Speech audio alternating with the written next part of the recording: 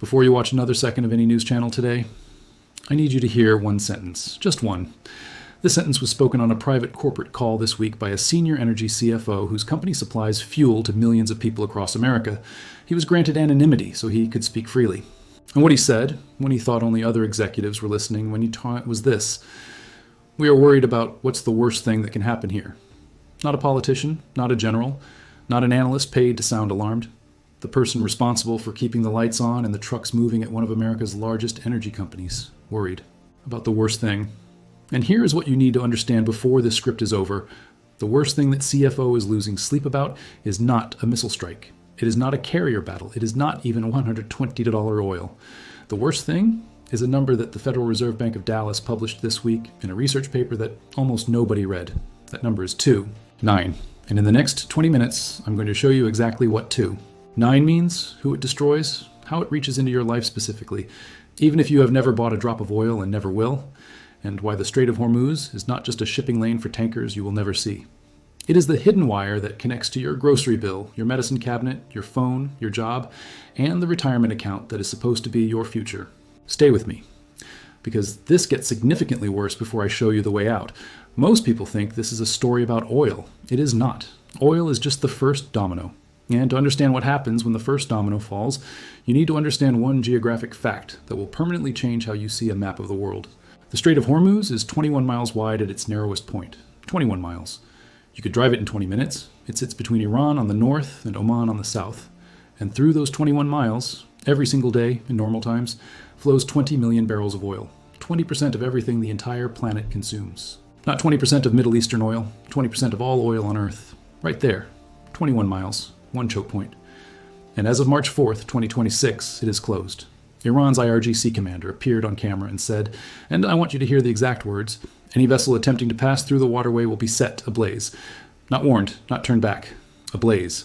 Since that announcement, tanker traffic has dropped from 60 ships per day to effectively 0 for Western-flagged vessels. 157 ships anchored outside the strait on the day the blockade was confirmed, waiting. Just waiting. Their captains sitting in their wheelhouses, looking at 21 miles of water they cannot cross. And what is sitting in those ships? What is slowly cooking in those tankers in the Persian Gulf heat while the world argues about diplomacy? Is the fuel that runs hospitals, factories, farms, and the computers that run everything else. It is not sitting in them forever. It has a deadline. And so does the world economy. But here is what nobody has told you about that deadline. And this is where the first revelation begins. Revelation 1. And this one is going to make you angry because it was knowable before this war began and nobody said it loudly enough.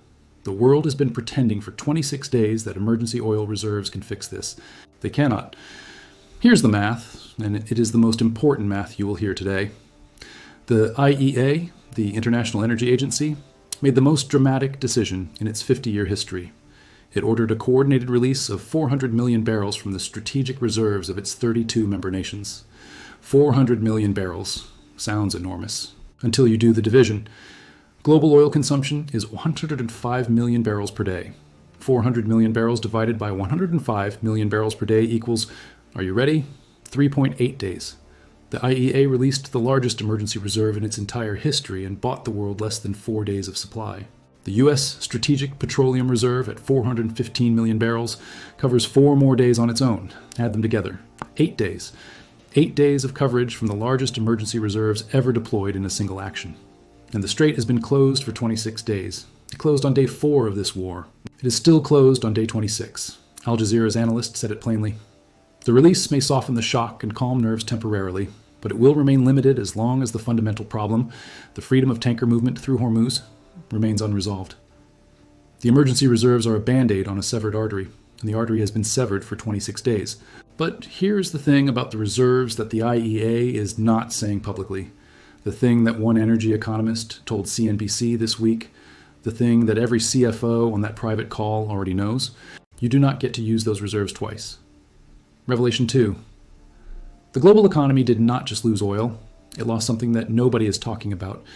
And when I tell you what it is, you will immediately understand why your grocery bill is going to be different 6 months from now, regardless of whether this war ends tomorrow. 1/3. 1/3 of all global fertilizer trade passes through the Strait of Hormuz. The nitrogen that grows the corn in Iowa, the soybeans in Brazil, The wheat in India, the rice in Bangladesh. Right now, as you watch this, fertilizer shipments from the Gulf are stranded. CNBC's supply chain correspondent reported this week that urea prices, urea is the primary nitrogen fertilizer that American and global farmers apply in spring to ensure summer harvest, have already jumped from 475 per metric ton to 680 per metric ton. That is a 43% increase in weeks. And here is the detail that makes this a food crisis, not just an energy crisis. Spring planting season in the American Midwest for corn and soybeans begins in approximately 3 to 4 weeks. The fertilizer that farmers need is sitting on a ship that cannot move through a strait that Iran controls. Daryl Fletcher, managing director of commodities at Bannockburn Global Forex, said this week, "Not great timing for the planting window in the Midwest for soy and corn." That is the most politely worded warning about a potential American food supply disruption that any professional has issued in this crisis. The UN World Food Program went further. It warned that these disruptions are driving long-term increases in global food prices, threatening food security across multiple continents. Long-term, not a spike, long-term. But the fertilizer story is not even the second most alarming supply chain development this week. The second most alarming one involves something in your pocket right now, and we will get to it after this next number. 2.9. This is the number from the Dallas Fed paper that I promised you at the beginning of this script. 2.9 percentage points. That is how much the Federal Reserve Bank of Dallas calculates that global real GDP growth will fall, annualized, in the second quarter of 2026 if the Strait of Hormuz remains closed for just this one quarter. 2.9 points off global growth. For context, the 2008 financial crisis, the worst economic catastrophe since the Great Depression, reduced global GDP growth by approximately 2 points at its worst moment. The Dallas Fed is projecting that a single quarter of Hormuz closure produces a worse growth shock than the 2008 financial crisis. And if the closure extends to 3 quarters, which is the scenario that the energy CFO on the CNBC call described as worst case and simultaneously said he could not rule out, the model predicts Brent crude reaches $130 per barrel while global growth falls by 1. 3 percentage points for the entire year. Goldman Sachs has an even more extreme model. Goldman said if flows stay at 5% of normal for 10 more weeks, Brent exceeds its all-time record from July 2008. That record is $147 per barrel. Right now, Brent is at approximately $108. The distance between $108 and $140 is the distance between painful and catastrophic. And the only thing holding the price below that ceiling, per energy analyst John Kilduff of Aegon Capital, speaking on the CNBC CFO call, is the market's belief that this situation could still resolve quickly.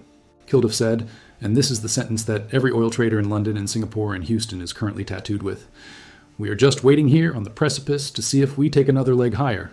Because if this goes on much more than 2 weeks or so, we're going to reprice the barrels of oil considerably higher." He said those words in the 3rd week of March. That 2-week window expires today, and oil is still above $108. Which brings us to Revelation 3, and this one involves your phone. Revelation 3. The Strait of Hormuz is not just an oil corridor, it is a helium corridor, a sulfur corridor, a semiconductor corridor. The Wikipedia article on the economic impact of the 2026 Iran war, updated in the last 24 hours, contains a sentence that I want you to read carefully. The crisis has also constrained the supply of helium, crucial for semiconductor manufacturing. Helium, the element that MRI machines use to keep their superconducting magnets at near absolute zero temperatures. The element that semiconductor fabs use to cool and purify the silicon wafers that become the chips inside your phone, your laptop, your car, your medical devices. Gulf countries supply a significant share of global helium exports. That supply is currently stranded.